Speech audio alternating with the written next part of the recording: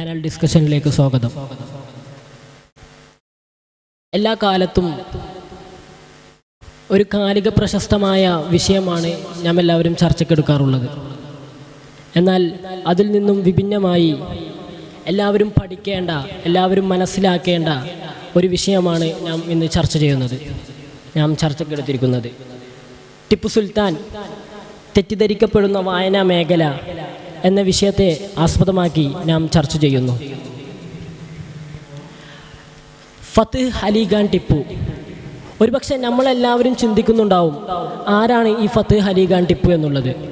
നമ്മളെല്ലാവരും ഓമനപ്പേരിട്ട് വിളിക്കുന്ന, നമ്മളെല്ലാവരും ഓമനപ്പേരിട്ട് നമ്മുടെ മനസ്സിലേക്ക് ഓടിയെത്തുന്ന മൈസൂർ കടവ, അല്ലെങ്കിൽ ടിപ്പു സുൽത്താൻ, അല്ലെങ്കിൽ ടിപ്പു സുൽത്താൻ സാഹിബ് എന്ന ഒരുപാട് ഓമന പേരുകൾ അറിയപ്പെടുന്ന നമ്മുടെ ടിപ്പു സുൽത്താൻ തന്നെയാണ് ഫത്ത് അലി ഖാൻ ടിപ്പു എന്നുള്ളത്. ആരാണ് ഫത്ത് അലി ഖാൻ ടിപ്പു എന്ന ചോദ്യത്തിന് doctor APJ Abdul Kalam sir, അദ്ദേഹം ബ്രിട്ടൻ സന്ദർശിക്കുന്ന ഒരു വേളയിൽ അവിടുത്തെ ഒരു മ്യൂസിയത്തിലൂടെ സന്ദർശിക്കുമ്പോൾ ഒരുപാട് നേതാക്കൾക്കിടയിൽ ഇന്ത്യയിൽ നിന്നും ഒരു വ്യക്തിയെ കാണുകയാണ്. ആരാണ് ആ വ്യക്തി എന്നുള്ള ചോദ്യത്തിന് ടിപ്പു സുൽത്താൻ എന്നായിരുന്നു അവിടുത്തെ മറുപടി. അപ്പോൾ അദ്ദേഹം ചോദിച്ചു, നിങ്ങൾക്കറിയുമോ ടിപ്പു സുൽത്താനെ കുറിച്ച്? അദ്ദേഹം പറഞ്ഞു, ഈ ടിപ്പു സുൽത്താനെ അറിയാത്തവരായി ആരാണ് ഉണ്ടാവുക? അത്രത്തോളം ബ്രിട്ടൻകാർക്ക് പോലും മനസ്സിലാക്കി. അപ്പോൾ അദ്ദേഹം വീണ്ടും ചോദിക്കുന്നു, ഗാന്ധിജി അടക്കമുള്ള വ്യത്യസ്തമായ നേതാക്കൾ ഇന്ത്യയിൽ ഉണ്ടായിട്ടും എന്തുകൊണ്ടാണ് നിങ്ങൾ ടിപ്പു സുൽത്താൻ്റെ ഫോട്ടോ ഇവിടെ പ്രതിഷ്ഠിക്കാൻ കാരണം എന്ന് ചോദിച്ചപ്പോൾ ഇദ്ദേഹം ഒരു നേതാവ് മാത്രമായിരുന്നില്ല, ഒരു വലിയ യുദ്ധസേനാനി കൂടിയായിരുന്നു എന്നായിരുന്നു ബ്രിട്ടീഷുകാരുടെ മറുപടി.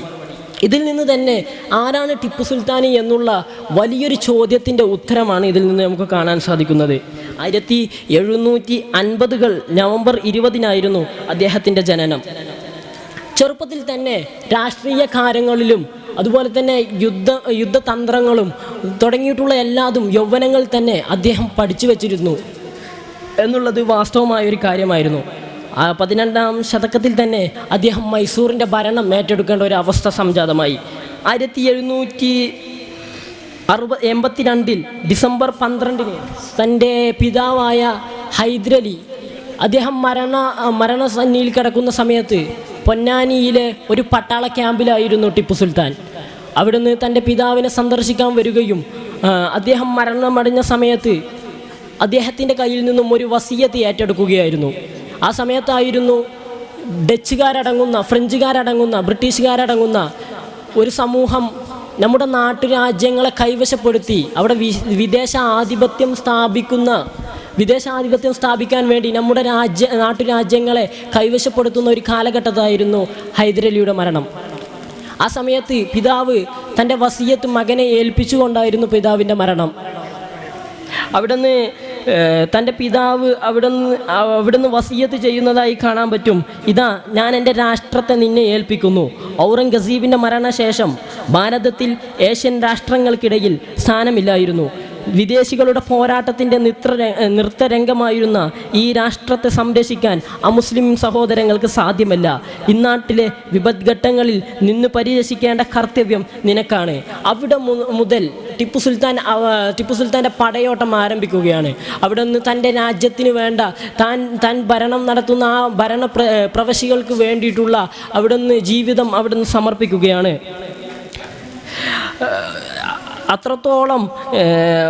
അത്രത്തോളം ടിപ്പു സുൽത്താൻ ഒരുപാട് സമ്പ്രദായങ്ങൾ നമ്മുടെ ഈ വിഷയങ്ങളിലേക്ക് കൊണ്ടുവന്നിട്ടുണ്ട്. എത്രത്തോളം കൊണ്ടുവന്നിട്ടുണ്ട്. ഇൻഷാ അല്ലാഹ് നമുക്കതിനെക്കുറിച്ച് ചർച്ച ചെയ്യാൻ വേണ്ടി നമ്മുടെ മുന്നിലിരിക്കുന്നത് ആഴ്ചകളോളം അതിനെക്കുറിച്ച് ഗവേഷണം നടത്തി നമ്മുടെ ചർച്ച വേദിയിലേക്ക് വന്നിട്ടുള്ള സുഹൈൽ ഉസ്താദ് അവർകളാണ്. പിന്നീട് ഷിബിലി ഉസ്താദ്, യൂനുസ് മാലിക്കുന്ന് ഉസ്താദ്, അങ്ങനെ തുടങ്ങിയിട്ടുള്ള നിരവധി ആളുകൾ നമുക്ക് ചർച്ച ചെയ്യാനുണ്ട്. 100 വർഷത്തെ പ്ലാനിൻ്റെ പിന്നിലാണ് നമ്മുടെ രാജ്യം ഇങ്ങനെ സഞ്ചരിച്ചു കൊണ്ടിരിക്കുന്നത്. സംഘ് പരിവാറിൻ്റെ നമ്മുടെ ഹിഡൻ അജണ്ടകളെക്കുറിച്ചും ടിപ്പു സുൽത്താൻ അതിനെ പ്രതിരോധികളായതിനെക്കുറിച്ചും നമ്മോട് സംവദിക്കുകയാണ് സുഹൈൽ മണ്ണാർക്കാട്. അസ്സലാമു അലൈക്കും. സംഘപരിവാറിൻ്റെ ഒരു ഏറെക്കാലമായിട്ടുള്ളൊരു പ്രൊജക്റ്റായിരുന്നു ടിപ്പു സുൽത്താനെ ഒരു വില്ലനായിട്ട് ചിത്രീകരിക്കുക എന്നുള്ളത്. പ്രത്യേകിച്ച് പറയേണ്ട കാര്യമൊന്നുമില്ല, അതിനവർക്ക് പ്രത്യേകപരമായിട്ടുള്ള രാഷ്ട്രീയ ലക്ഷ്യവുമുണ്ട്. ചരിത്രം മാറ്റി എഴുതുന്നതിൽ പ്രത്യേകപരമായിട്ട് സംഘപരിവാറിനെ ആരും പഠിപ്പിക്കുകയും ചെയ്യണ്ട. സംഘപരിവാർ വിരുദ്ധരായ ആളുകൾ പറയുന്നത് ടിപ്പു സുൽത്താൻ ഒരു സ്വാതന്ത്ര്യ സേനാനിയായിരുന്നു, അല്ലെങ്കിൽ ഒരു ദേശീയ വാദിയായിരുന്നു എന്നൊക്കെയാണ്. യഥാർത്ഥത്തിൽ ടിപ്പു സുൽത്താൻ ഒരു സ്വാതന്ത്ര്യ സേനാനി ആയിരുന്നോ? അല്ല എന്ന് പറയേണ്ടി വരും. കാരണം 18-ാം നൂറ്റാണ്ടിൽ ജീവിച്ചിരുന്ന ഒരു രാജാവായിരുന്നു ടിപ്പു സുൽത്താൻ. ശരിയാണ്, ടിപ്പു സുൽത്താൻ യുദ്ധം ചെയ്തിട്ടുണ്ട്, ഒരുപാട് ആളുകളെ കൊന്നിട്ടുണ്ട്. പക്ഷെ അതൊക്കെ സ്വന്തം അധികാരം നിലനിർത്താനും സ്വന്തം രാജ്യത്തിനു വേണ്ടിയും മാത്രമായിരുന്നു. അതുകൊണ്ട് തന്നെ അതൊരു സ്വാതന്ത്ര്യ സേനാനിയായി അദ്ദേഹത്തെ നമുക്ക് പറയാൻ സാധിക്കില്ല.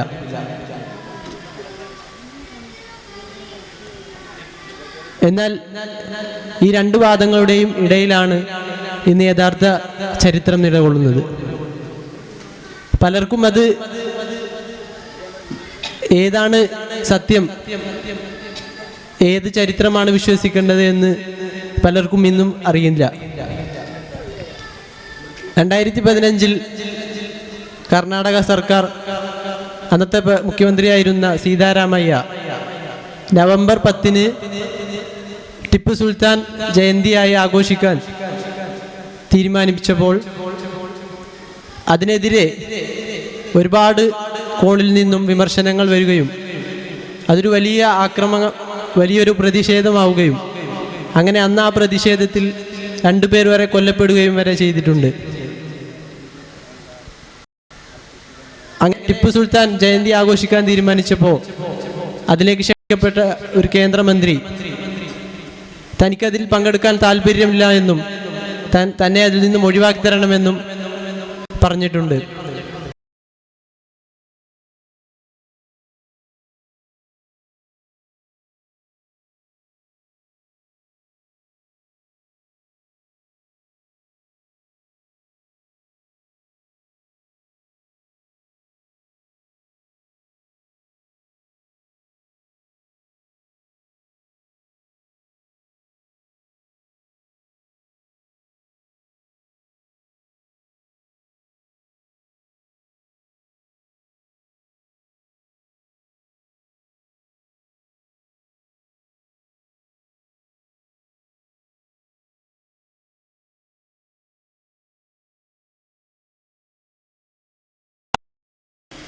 പതിനെട്ടാം നൂറ്റാണ്ടിൽ ജീവിച്ചിരുന്ന ഒരു രാജാവായിരുന്നു ടിപ്പു സുൽത്താൻ. അദ്ദേഹം തികച്ചും ഒരു മതവിശ്വാസിയായിരുന്നു. എന്നാൽ ഒരു മതഭ്രാന്തനില്ല. പലരും അങ്ങനെയാണ് പറയുന്നത്. അദ്ദേഹം ഒരു മതഭ്രാന്തനായിരുന്നു, മുസ്ലിങ്ങൾക്ക് വേണ്ടി മാത്രം പോരാടിയ ഒരു രാജാവായിരുന്നു എന്നൊക്കെയാണ്. ശരിയാണ്, വിമതം നീക്കം നടത്തിയവരെ അദ്ദേഹം പിടിച്ചു വെക്കുകയും കൊല്ലുകയും ഒക്കെ ചെയ്തിട്ടുണ്ട്.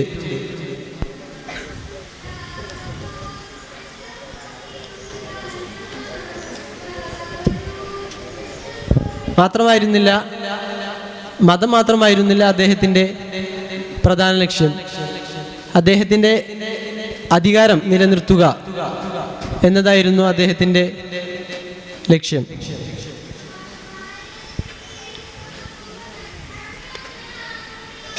നാലാം മൈസൂർ യുദ്ധത്തിൽ ബ്രിട്ടീഷുകാരുടെയും ഹൈദരാബാദ് നൈസാമിൻ്റെയും തോക്കുകൾക്ക് മുൻപിൽ അടിയറവ് വെച്ചുകൊണ്ട് അവിടുന്ന് വീരമൃത്യു വരിക്കുകയാണ്. മരിക്കുന്നത് വരെയും അദ്ദേഹം തല താഴ്ത്താത്ത ഒരു ധീരനായിക്കൊണ്ട് തന്നെയാണ് ജീവിച്ചിരുന്നത്.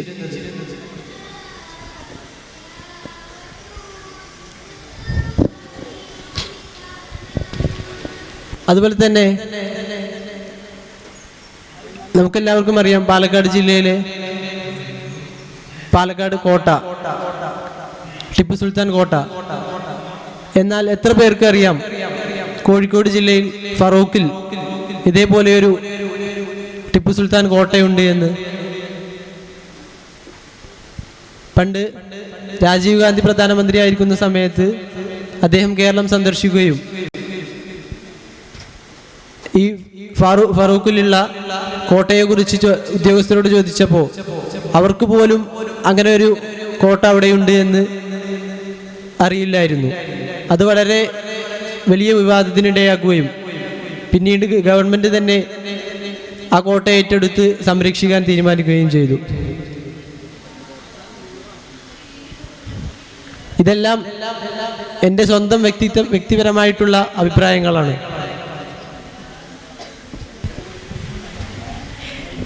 തീർച്ചയായും കർണാടകയെ സുൽത്താനുമായി ചേർത്തി വായിക്കുമ്പോൾ ബോധ്യപ്പെടുന്ന കാര്യങ്ങളെയും വിഷയത്തോടുള്ള നിലപാടുകൾ നമുക്ക് വ്യക്തമാക്കി തരികയാണ് ഷിബിലി മഞ്ചേരി ഉസ്താദ് അവർകൾ. ആധുനിക കർണാടകയുടെ ശില്പി എന്ന അദ്ദേഹത്തെ വിശേഷിപ്പിക്കുന്നുണ്ടെങ്കിൽ പോലും അദ്ദേഹത്തിൻ്റെ ചരിത്രം ഇന്ന് വായനാ മേഖലയിൽ നിന്ന് അല്ലെങ്കിൽ കർണാടകയുടെ പാഠപുസ്തകത്തിൽ നിന്ന് പോലും അദ്ദേഹത്തിൻ്റെ ചരിത്രം മായ്ച്ചു കളയുന്നൊരു അവസ്ഥയാണ് നാം കണ്ടുകൊണ്ടിരിക്കുന്നത്. എത്രയോ സംഭാവനകൾ അദ്ദേഹം കർണാടകയ്ക്ക് വേണ്ടി ചെയ്തു. എത്രയോ ജലസേചന സൗകര്യങ്ങൾ വിവിധങ്ങളായ പ്രദേശങ്ങളിലെല്ലാം അദ്ദേഹം പോവുകയും അവിടെയെല്ലാം ആവശ്യക്കാരെ കണ്ടെത്തി അതിനെല്ലാം സൗകര്യങ്ങൾ അദ്ദേഹം ഏർപ്പെടുത്തിയിട്ടുണ്ട്.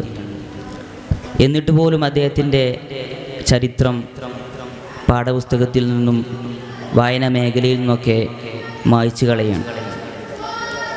എത്തരത്തിൽ നമുക്ക് ഇന്നൊരു സന്തോഷ വാർത്തയുണ്ടെങ്കിൽ പോലും ഇന്ന് കർണാടക കോൺഗ്രസിൻ്റെ കയ്യിലാണെങ്കിൽ പോലും അതിനു മുമ്പ് സംഘപരിവാറിൻ്റെ കയ്യിലായിരുന്ന സാഹചര്യത്തിൽ എത്രയോ നീചമായ പ്രവർത്തനങ്ങളാണ് അവരിവിടെ കാണിച്ചു കൂട്ടിയത് എന്നുള്ളതാണ്.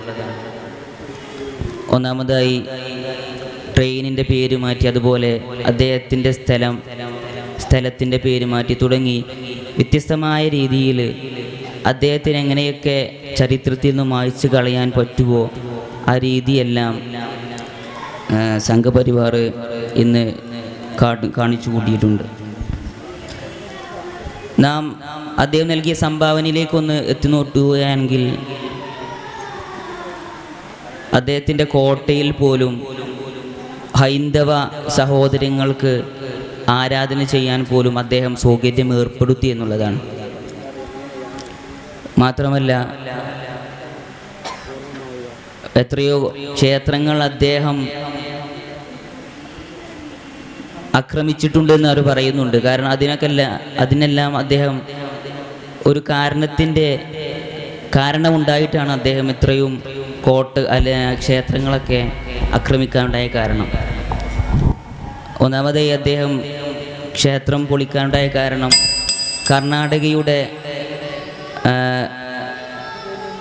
കർണാടകയുടെ സാമ്പത്തികമായ മേഖലകൾക്ക് ഉയർച്ച വരുത്താനാണ്.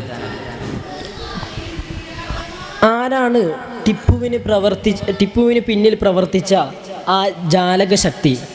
ഗതകാലങ്ങളിലേക്ക് ഒരു എത്തിനോട്ടം നടത്തുകയാണ് യൂനുസ് മാളിക്കുന്ന്. ടിപ്പുവുമായി നിരന്തര പോരാട്ടങ്ങളിൽ ഏർപ്പെടേണ്ടി വന്ന ബ്രിട്ടീഷുകാർക്ക് പോലും ആശ്ചര്യമാം വിധമായിരുന്നു ടിപ്പുവിൻ്റെ സാമൂഹിക പരിഷ്കരണം എന്നുള്ളത്. എന്നാൽ പോലും നിരന്തരമായിട്ടുള്ള കുപ്രചരണങ്ങൾക്കും നുണപ്രചരണങ്ങൾക്കും ഇടയായി ടിപ്പുവിൻ്റെ സാമൂഹിക പരിഷ്കരണം സാമൂഹിക ഘടനയിൽ വരുത്തിയ മാറ്റം തന്നെയായിരുന്നു അതിനുള്ള പ്രധാനമായിട്ടുള്ള കാരണം. മതഭ്രാന്തനായിട്ടും മതവിരോധിയായിട്ടും ക്ഷേത്രധ്വംസകനായിട്ടൊക്കെ ചിത്രീകരിക്കാൻ ഒരു ടീം തന്നെ ടിപ്പുവിൻ്റെ പിന്നിൽ പ്രവർത്തിച്ചിരുന്നു എന്നുള്ളതാണ് വാസ്തുത. മലബാറിൽ ടിപ്പു സുൽത്താൻ നൽകിയ സംഭാവനകൾ, അമ്പലങ്ങൾക്ക് നൽകിയ സംഭാവനകൾ ഏറ്റവും പ്രശസ്തമാണെന്ന് CK കരീമിൻ്റെ കേരള സ്റ്റോറിയിൽ നിന്ന് വ്യക്തമാക്കുന്നുണ്ട്. അതുപോലെ തന്നെ കൂടാതെ ഹൈദർ അലിയും ടിപ്പുവും നടത്തിയ പോരാട്ടങ്ങൾക്കൊടുവിലും പോരാട്ടങ്ങൾക്കിടയിലും അമ്പലങ്ങൾക്ക് കാണിച്ച സ്നേഹവും ബഹുമാനവും ആദരവുകളൊക്കെയും വടക്കുനാഥൻ ക്ഷേത്രത്തിലെ ലിഖിത രേഖയിൽ രേഖപ്പെടുത്തുന്നതായി നമുക്ക് കാണാൻ സാധിക്കും. മതഭ്രാന്ത് പറഞ്ഞ്, ക്ഷേത്ര ധ്വംസകനാണെന്ന് പറഞ്ഞ്, മതവിരോധിയാണെന്ന് പറഞ്ഞ് നിരന്തരമായിട്ടുള്ള പീഡനങ്ങൾ ടിപ്പുവിൻ്റെ മേൽ അടിച്ചമർത്തുന്നതിൽ ശ്രദ്ധേയമായിട്ടുള്ള പങ്ക് നിർവഹിച്ചിരുന്നത് അന്നത്തെ സവർണർ എന്ന വിഭാഗം തന്നെയായിരുന്നു. സവർണർ എന്ന വിഭാഗം ഏറ്റവും നല്ല പിള്ളയായി നമുക്ക് ഗണിക്കാൻ പറ്റില്ല. സവർണർ എന്ന വിഭാഗം ആ കാലഘട്ടത്തിൽ സാമൂഹികമായും രാഷ്ട്രീയപരമായും മതപരമായിട്ടും ഏറ്റവും അടിച്ചമർത്തപ്പെടുന്ന ഒരു വിഭാഗമായിട്ടായിരുന്നു സവർണർ അന്ന് മാറിയിരുന്നത്. ഇങ്ങനെ ഒരു വിഭാഗമായിരുന്നു അന്നത്തെ കാലത്ത് ടിപ്പുവിൻ്റെ പിന്നിൽ പ്രവർത്തിച്ചിരുന്നു എന്നുള്ളതാണ് വാസ്തുത. ഇൻഷാ അല്ലാഹ് ഈ റെഫറൻസ് ഈ വേദിയിലേക്ക് സമർപ്പിക്കുന്നു. ഇൻഷാ അല്ലാഹ് ഇതുകൊണ്ട് തന്നെ നമുക്ക് മനസ്സിലാക്കാൻ സാധിക്കും, ടിപ്പു എന്നുള്ളത് ഒരു മതവിരോധിയല്ല, എല്ലാ മതത്തെയും അനുകൂലിക്കുന്ന ഒരാളാണ്. മാത്രമല്ല ഈ രാജ്യത്തിന് വേണ്ടി പലതും സമർപ്പിക്കാൻ ടിപ്പു സുൽത്താന് സാധിച്ചിട്ടുണ്ട്. അങ്ങനെയുള്ള ഒരു വ്യക്തിത്വത്തെ എന്തിനാണ് നാം വായന മേഖലകളിൽ നിന്നെല്ലാം അടർത്തി മാറ്റുന്നത് എന്നുള്ള